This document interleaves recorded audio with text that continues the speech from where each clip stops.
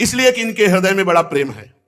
ये जब हमारे कृष्ण प्यारे को देखती है ना भीलिनियां, तो इनके हृदय में भी श्री कृष्ण के आलिंगन की इच्छा जाग उठती है, इनके हृदय में भी प्रेम की व्याधि लग जाती है। उस समय क्या उपाय करती हैं ये भी सुन लो। हमारे प्रीतम की प्रेयसी गोपियां अपने वक्षा स्थल पर जो केसर लगाती है, और जब वो श्याम सुंदर के चरण वक्षा स्थल पर लगाती है तो चरणों में केसर लग जाती है, और जब श्याम सुंदर नंगे पैर वृंदावन की भूमि पर चलते तो घास पत्तों में चरणों में लगी हुई केसर लग जाती है।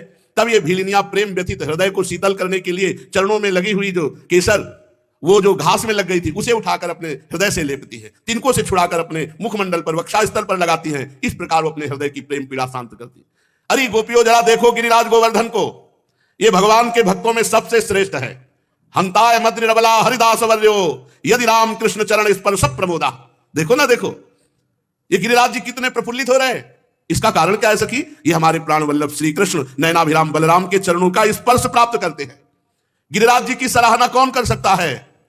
क्योंकि ये भगवान और भगवान के सखा और गौओं का बड़ा सत्कार करते हैं। स्नान पान के लिए जल देते हैं, गौओं के लिए सुंदर हरी हरी घास देते हैं, विश्राम और खेलने के लिए सुंदर कंदराएं देते हैं, और पाने के लिए कंदमूल फल देते हैं। वास्तव में धन्य है गिरिराज जी महाराज। अरे सखी, इन सांवरे गोरे किशोरों की तो गति ही निराली है। ये जब सिर पर नोना बांधते हैं ना, नोना जो गाय के पीछे पैरों में लपेट कर फिर दूध दुहा जाता है, और कंधे पर गाय को पकड़ने वाली रस्सी फंदा, और एक वन से दूसरे वन की ओर जब सखाओं के साथ अधरों पर बंसी बजाते हुए जाते हैं ना, तो मनुष्यों की तो बात ही क्या, चेतन पशु पक्षी की बात ही क्या, जड़ भी प्रेम विवल हो जाते हैं। उसी देश में हम बात करते हैं जहां की चर्चा हो रही, अचल प्रेम युक्त हो जाते, जड़ प्रेम युक्त हो जाते। चैतन्य की तो बात क्या, जादू भरी बंसी का क्या चमत्कार सखी सुनाऊं। परीक्षित वृंदावन बिहारी भगवान श्री कृष्ण ऐसी ऐसी एक नहीं अनेक लीलाएं करते हैं। गोपियां प्रतिदिन आपस में उन्हीं लीलाओं का गान करती हुई भगवान में तन्मय रहती हैं। हर गोपी के हृदय में श्री कृष्ण स्फुरित हो रहे हैं, हर गोपी के हृदय में भगवान दर्शन दे रहे हैं। अब बड़ा गूढ़ प्रसंग है चीर हरण लीला। यह है सन्यास लीला। बिना देहाभिमान नष्ट हुए, बिना देह भाव का त्याग किए कोई भगवान श्री कृष्ण की लीला में प्रवेश नहीं कर सकता। पांचों भूले देह शुद्धि, छठे भावना रास की। ये देह शुद्धि विस्मरण, देह अध्यास का संन्यास है। हेमंत ऋतु है, गोपियां मार्गशीर्ष में नंद बाबा के ब्रज की कुमारियां कात्यायनी देवी की पूजा और व्रत करने लगी। रोज सुबह यमुना स्नान ब्रह्म मुहूर्त में करना, फिर बालू की मूर्ति बनाकर कात्यायनी देवी की पूजा करना और व्रत रहना, केवल हविष्यान्न। वो कुमारियां पूर्व दिशा में जो ही लालिमा होती यमुना जल में स्नान के लिए कंठ तक पहुंच जाती, स्नान करती। ये अघानी तो चल रहा है, अगहन मास ही चल रहा है। इसी मास में मार्गशीर्ष कहते हैं इसे, अगहन का महीना, हेमंत ऋतु, क्योंकि कार्तिक के बाद अगहन ही आता है। वे कुमारियां देवी की बालुकामयी मूर्ति बनाकर चंदन फूलों के हार, भांति भांति के नैवेद्य, धूप दीप, ये सब भेंट पल्लव फल चावल सब पूजा करती और फिर प्रार्थना करती। कात्यायनी महामाये महायोगिन्यधीश्वरी, हे कात्यायनी, हे महामाये, हे महायोगिनी, हे सर्वशक्ति समन्वित सबकी स्वामिनी, हम आपसे इस सेवा के बदले में, व्रत के बदले में एक फल मांगते हैं। और वो फल क्या हो? नंद गोप सुतम देवी पतिम में कुरुते नमः इति मंत्रम जपंत्यस्ताः पूजाम चक्रुः कुमारिका। सब कुमारी हैं, नौ किशोर अवस्था है, और सब एक साथ जाती, किसी को ईर्ष्या नहीं है। भगवत मार्ग में ये नहीं होता, ईर्ष्या नहीं होती, सब एक साथ जाती, सबका एक ही उद्देश्य है श्री कृष्ण। सब प्रेम से यमुना स्नान करती हैं, पर एक त्रुटि है साधना में। अभी 9 किशोरी बच्चे हैं, सब निर्वस्त्र स्नान करते हैं, क्योंकि ब्रह्म मुहूर्त अंधेरा छाया रहता है, सब अपने अपने कपड़े उतारे निर्वस्त्र स्नान। ये साधना में त्रुटि है। धारा जी में निर्वस्त्र स्नान करना निषेध है। सब एक ही मंत्र जपती हैं, नंद गोप सुतम देवी पतिम में कुरुते नमः, नंद गोप सुतम देवी पतिम में कुरुते नमः, ये सब मंत्र जपती हैं। सब कात्यायनी महामाये महायोगिन्यधीश्वरी आराधना करती हैं। और सब कुमारियों के हृदय में एक ही बात है, नंद नंदन मेरे पति हो। सब प्राण न्यौछावर किए हैं नंद नंदन पर। महीना पूरा हुआ व्रत, पूरे महीने व्रत, कात्यायनी पूजा और नंद गोप सुतम देवी पतिम में कुरुते नमः, इस मंत्र का जप। प्रतिदिन उषा काल में सब सखियां एकत्रित होती हैं और सब श्री कृष्ण का गुणगान करते हुए यमुना स्नान, फिर कात्यायनी देवी की पूजा, पूरा नियम है। और पास में ही कदम्ब का वृक्ष था, यमुना के पावन तट पर। वो अपने अपने वस्त्र से उतार के रख दिए। देखो यहां क्यों परमहंस जी कह रहे हैं, क्योंकि लीला विचित्र है। इसलिए पहले बता रहे कि है कौन, बोले सनकादि योगियों और भगवान शंकर आदि योगेश्वरों के भी परम गुरु ईश्वर हैं। उनसे गोपियों की अभिलाषा छिपी नहीं रही। कितने वर्ष के हैं भगवान इस समय? 6 और 7 के बीच में, क्योंकि 7 वर्ष की अवस्था में गिरिराज जी को उठाया है। अभी पूरे 6 के आगे भले हो सकते, 7 नहीं हुए। बालक है, वहां कोई दोष दृष्टि थोड़ी, पर ब्रह्म परमात्मा है। अब अपने प्रधान सखाओं को लिया जो सब ब्रह्म स्वरूप हैं, और उनकी आकांक्षा पूर्ण करने के लिए यमुना के पावन तट पर पहुंचे। सखाओं से कहा तुम सब उधर खड़े हो जाओ, दूर खड़े कर दिया, और सब गोपियों के वस्त्र समेटे और कदम्ब के वृक्ष पर जाकर चढ़ के बैठ गए। सब गोपियां यहां तक स्नान करने की पद्धति कम से कम ना भी तो डूब जाए इतना धारा जो में जाना चाहिए, और कंठ तक तो सिद्ध बात है, लेकिन तैरना ना आवे तो कंठ तक के लिए मत जाना नहीं, तो अपना नजदीकी डुबकी लगा ले जितने में। तैरना नहीं आता तो क्या होगा? अब भगवान हंसते हुए समस्त वस्त्र लिए और कदम्ब के वृक्ष पे बैठ गए। जब गोपिकाएं स्नान करके दृष्टि डाली तो किनारे वस्त्र नहीं। तब सब एक दूसरे की तरफ देखी। भगवान ने कहा वस्त्र यहां है, मैं मजाक नहीं कर रहा हूं, हंसी मजाक नहीं कर रहा हूं। तुम लोग व्रत करते करते दुबली हो गई हो, लेकिन तुम्हारी त्रुटि हो रही है, उस त्रुटि का मार्जन करने के लिए कह रहा हूं। सब निकलो और यहां आओ और फिर वस्त्र ले। देखो मेरे सखा ग्वाल बाल सब जानते हैं कि मैंने कभी मजाक में भी असत्य भाषण नहीं किया। सुंदरियो, तुम कहती हो कि हम तुम्हारी दासी हैं, तो हमारी आज्ञा का पालन करो, सब बाहर निकलो और वस्त्र लो। भगवान की ये विनोद भरी बात सुनकर गोपियां तो प्रेम में डूब गई। तनिक सकुचाकर एक दूसरे की ओर देखने लगी और बोली श्री कृष्ण की आज्ञा, इसलिए तुरंत सब बाहर निकलो। भगवान हंसी हंसी में उनके देह भाव का नाश कर रहे हैं। उनके विनोद से कुमारियों का चित्त भगवान में और न्यौछावर हो गया। ठंडा जल कंठ तक डूबी, शरीर थर थर कांप रहा था। उनमें एक ने कहा रुको, हम बात करते हैं। श्री कृष्ण, ऐसी अनीति मत करो, हम जानते हैं कि तुम नंद बाबा के लाडले लाल हो, हमारे प्यारे हो, सारे ब्रजवासियों के प्राण हो तुम, पर देख रहे हो ना हम जाड़े में ठिठुर रही हैं, हमारे वस्त्र दे जाओ। यहां श्याम सुंदर ते दास्यः करवाम तवोदितम देहि वासांच धर्मज्ञ नो चेद राज्ञ ब्रुवामहे। श्याम सुंदर, तुम जानते हो कि हम तुम्हारी दासियां हैं, तुम जो आज्ञा करोगे हम पालन करेंगे। तुम धर्म का मर्म भली भांति जानते हो, हमारे वस्त्र दे दो, नहीं तुम बाबा से शिकायत करेंगे जाके, नंद बाबा से। भगवान ने कहा कि कुमारियों, तुम पवित्र हो, तुम प्रेम से युक्त हो। देखो, जब तुमने कह दिया कि हम तुम्हारी दासी, तुम्हारी आज्ञा का पालन करो, सब निकलो और अपने अपने वस्त्र ले जाओ। परीक्षित कुमारियां ठंड से ठिठुर रही थी, भगवान की बात सुनी, सब बाहर निकली। भगवान ने वस्त्र उठाए और कंधे पर रख लिए कि आज से तुम्हारा भार मैं स्वीकार करता हूं। देखो, ये बाहरी दृष्टि से मत देखना इस लीला को, बहुत उत्तम कोटि की देहातीत स्थिति पहुंचाने वाली लीला है। भगवान ने वस्त्र कंधे पे रख लिए और मुस्कुराते हुए बोले गोपियों, तुमने जो व्रत किया था अच्छी तरह निभाया, पर वस्त्रहीन होकर यमुना में स्नान करने से तुम्हारी व्रत में त्रुटि हो गई, अपराध बन गया, यमुना जी का अपराध बन गया। अतः इस दोष के लिए हाथ जोड़ो, सिर पर लगाकर यमुना जी को प्रणाम करो, वरुण देवता को प्रणाम करो, अभी वस्त्र ले लो।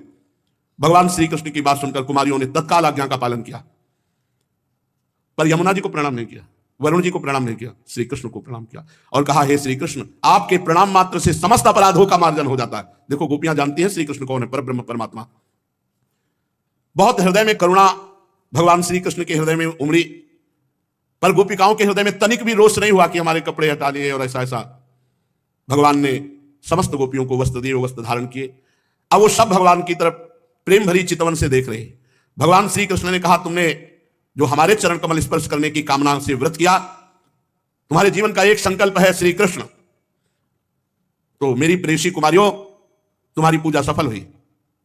मैं तुम्हारी अभिलाषा का अनुमोदन करता हूं, तुम्हारा संकल्प पूरा हुआ। जिन्होंने अपना मन प्राण तन मुझे समर्पित कर दिए हैं, उनके मन या इंद्रियां उनको कभी सांसारिक भोगों में नहीं ले जा सकती। ठीक जैसे भुने हुए या उबले हुए अन्न में अंकुरण नहीं होता, ऐसे मेरे साक्षात्कार किए हुए भक्त के हृदय में काम आदि दोष नहीं रहते। ऊसर बरसई तृण नहीं जामा, संत हृदय दिमि उपज न कामा।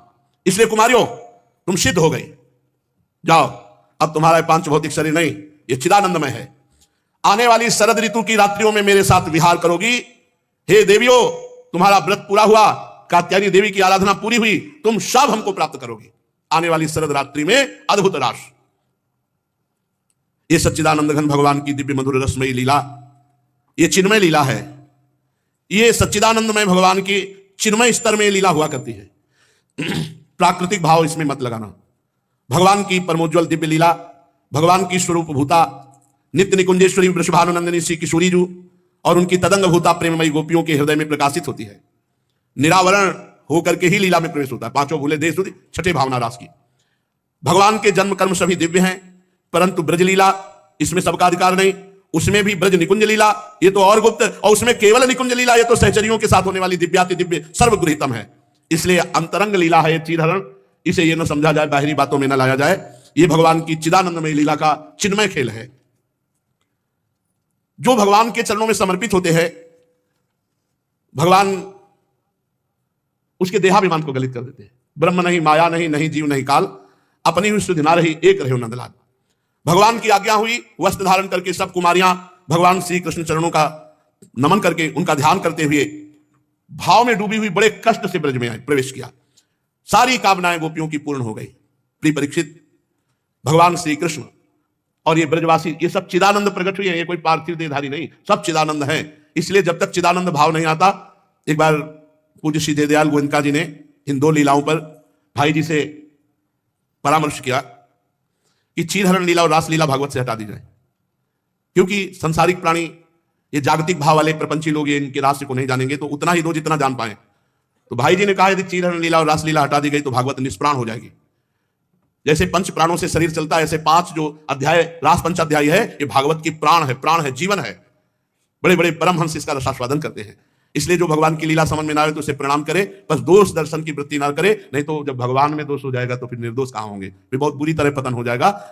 पहली बात तो भगवान रास बिहारी सच्चिदानंद रूपाय, तो सच्चिदानंद में ना रक्त होता है, ना मांस होता है, ना हड्डी होती है, ना स्त्री पुरुष के चिन्ह होते हैं, तो काम का प्रवेश ही नहीं है भगवान की लीला में। तो सच्चिदानंदमयी गोपियां हैं, केवल आपको दिखाई दे रहा है स्त्री स्वरूप में, सब भगवत स्वरूप आत्म स्वरूप है। जैसे आत्मा में कोई विकार नहीं, ऐसे गोपी निर्विकार, भगवान निर्विकार और परम रसमयी लीला हो रही। शेष चर्चा आगे। श्री राधा वल्लभ लाल की जय। किनका सुनना चाहिए?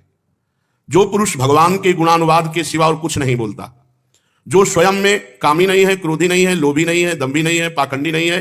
मेरा विचार है कि ऐसे महापुरुष का संग करना चाहिए।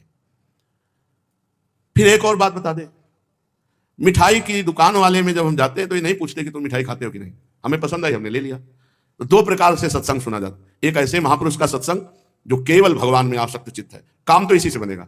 और दूसरी बात है कि अगर अच्छी बात हमें कहीं सुनने को मिल जाती है उसे हम ग्रहण कर लेते हैं, लेकिन बिना महापुरुषों के संग के भव समुद्र से पार होने वाला ज्ञान प्राप्त नहीं होता।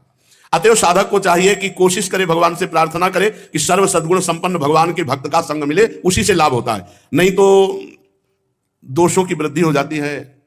दोषों की वृद्धि ये भी बड़ी बात है।